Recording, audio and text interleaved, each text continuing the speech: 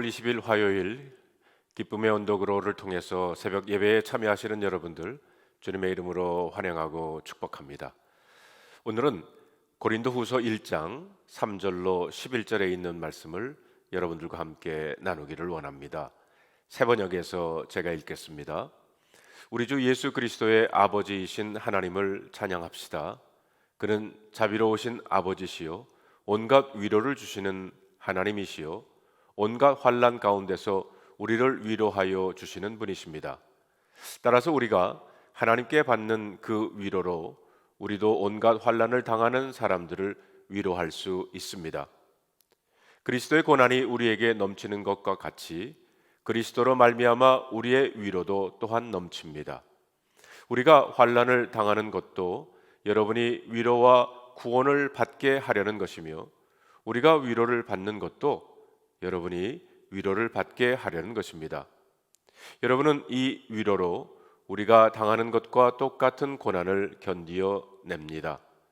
우리가 여러분에게 거는 희망은 든든합니다. 여러분이 고난에 동참하는 것과 같이 위로에도 동참하고 있음을 우리는 알고 있습니다. 형제자매 여러분, 우리가 아시아에서 당한 환난을 여러분이 알기를 바랍니다. 우리는 힘에 겹게 너무 짓눌려서 마침내 살 희망마저 잃을 지경에 이르렀습니다. 우리는 이미 죽음을 선고받은 몸이라고 느꼈습니다.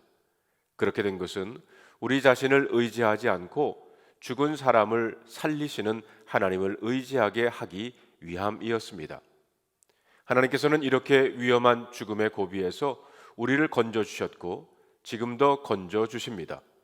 또 앞으로도 건져주시리라는 희망을 우리는 하나님께 두었습니다. 여러분도 기도로 우리에게 협력하여 주십시오. 많은 사람의 기도로 우리가 받게 된 은총을 두고 많은 사람이 우리 때문에 하나님께 감사를 드리게 될 것입니다. 기도하겠습니다. 하나님 감사합니다. 이 새벽에 우리들에게 주시는 이 말씀 가운데 주님을 만나게 하여 주시옵소서. 성령님, 우리의 마음과 생각을 주장해 주시는 이 시간이 되게 하여 주시옵소서. 우리 주 예수 그리스도의 이름으로 기도합니다. 아멘. 사도 바울은 특별히 고린도 교회를 무척 사랑했던 것 같습니다. 여러 번 고린도 교회에 편지를 썼어요. 우리가 아는 고린도전서는 바울이 고린도 교회에 써 보낸 첫 번째 편지가 아닙니다. 고린도전서 5장 9절에 보면 내가 너희에게 쓴 편지에 음행하는 자들을 사귀지 말라 하였거늘 라고 했어요. 편지의 내용을 자세히 알 수 없지만 바울은 성적으로 문란하게 행동하면서 회개치 않은 사람들과 교제하지 말라고 경고하고 있습니다. 이 첫 번째 편지는 유실돼 지금 우리에게 전해지지 않고 있습니다. 바울은 고린도 교회가 분열되는 사태에 대응하고 그들이 질문한 것에 답변하기 위해 고린도 교회 두 번째 편지를 씁니다. 그것이 바로 고린도전서입니다.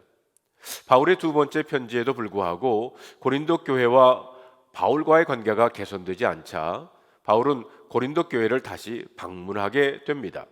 고린도후서 2장에 나오죠.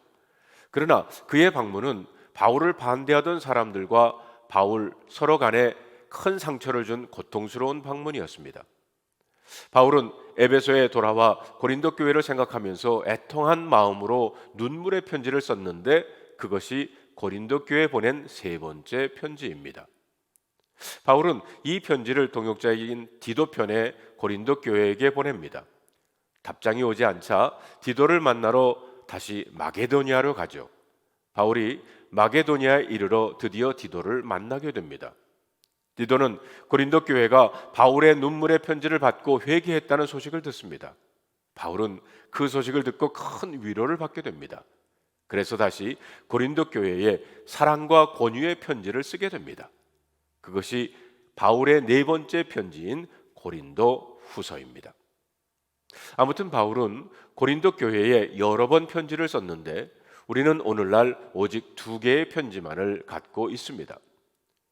고린도 1장에서 사도 바울은 우리 하나님을 위로의 하나님이라고 소개합니다.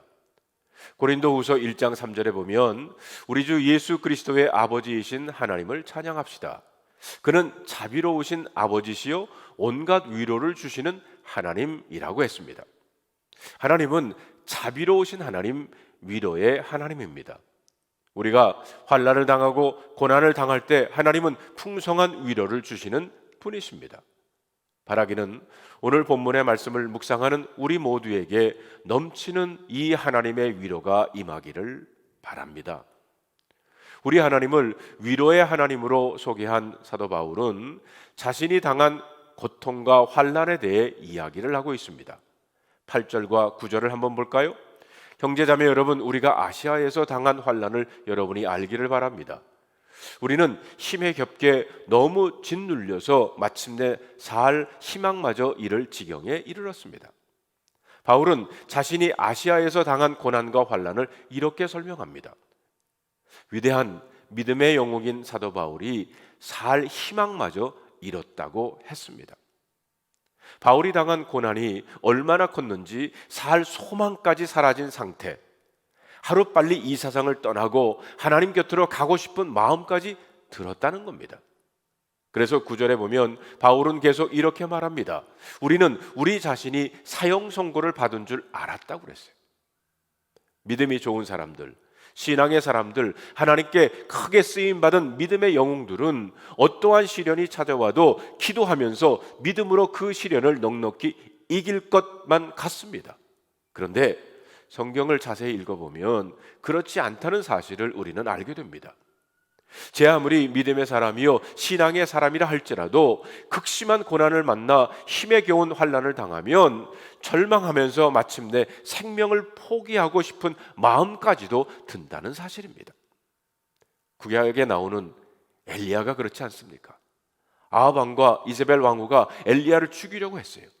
엘리야는 갈멜산에서 바알신과 아세라 그 신을 선지자들을 무찔렀던 그런 사람이었습니다. 그럼에도 엘리야는 도망가면서 로뎀나무 아래서 죽기를 원했습니다. 여러분, 신앙의 사람이라고 믿음의 사람이라고 고난과 환난을 당하지 않는 것이 아닙니다. 신앙의 사람이라고 믿음의 사람이라고 내가 크고 작은 환난이나 고난이 찾아올 때 그것을 아무것도 아닌 것처럼 이겨낼 수 있는 것이 아니라는 겁니다. 믿음의 영웅들도 자신에게 힘에 겨운 고난이나 환난이 찾아왔을 때 낙담하고 생명을 포기하고 싶은 마음까지 품게 됩니다. 그런데 여러분, 믿음의 사람과 불신앙의 사람 사이에 존재하는 중요한 차이점은 우리에게 환난이나 고난이 찾아왔을 때 믿음의 사람들은 놀라운 교훈 한 가지를 깨닫게 된다는 사실입니다. 그것이 오늘 9절에 나옵니다. 우리는 이미 죽음을 선고받은 몸이라고 느껴졌습니다. 그렇게 된 것은 우리 자신을 의지하지 않고 죽은 사람을 살리시는 하나님을 의지하게 하기 위함이었습니다. 사도 바울은 자신에게 사형 선고가 내려진 것만 같았습니다. 그런데 바로 그때, 바로 그 환난과 고난 속에서 바울은 다시 한번 하나님의 뜻을 깨닫습니다. 그 하나님의 뜻이 무엇입니까? 우리 자신을 의지하지 말고 하나님만 의지해야 한다고 하는 사실입니다. 그런데 9절을 자세히 보면 하나님만 의지해야 하는데 그 하나님은 어떤 하나님이십니까? 죽은 자를 다시 살리시는 하나님이라고 그랬습니다. 십자가에 못 박혀 돌아가신 예수님을 다시 살리신 그 하나님, 사망의 음침한 골짜기로 걸어가는 우리에게 새로운 생명을 주시는 그 하나님, 사형 선고를 받은 것 같고 더 이상 삶에 대한 소망을 다 잃어버린 우리를 건지시고 살리시는 바로 그 하나님만 의지하는 믿음, 바로 그 믿음만이 힘에 겨운 고난과 생명을 포기하고만 싶은 절망스러운 상황을 이겨낼 수 있는 능력이 되는 것입니다.